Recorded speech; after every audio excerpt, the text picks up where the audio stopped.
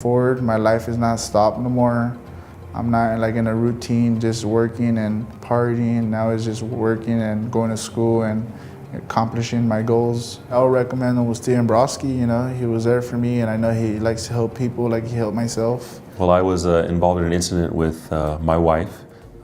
We had entered into an argument one evening when she came home inebriated, and she subsequently came after me and attacked me. I protected myself in an act of self-defense, and then took her to the hospital.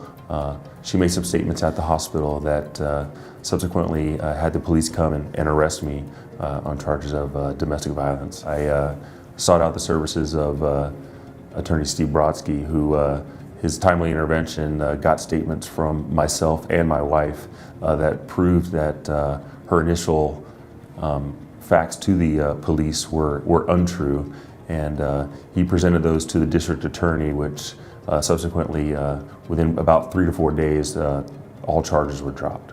His timely intervention allowed my career, which was pretty much on the fast track, to continue as such without any ramifications for my career. He managed to bring my case to informal probation, which is one of the best things that could happen, especially in my situation being charged with felonies.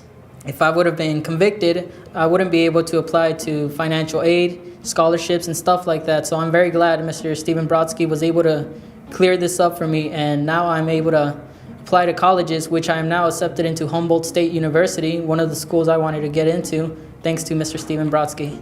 I first contacted the law offices of Steven Brodsky, got into an altercation with my wife, and led me to go to jail.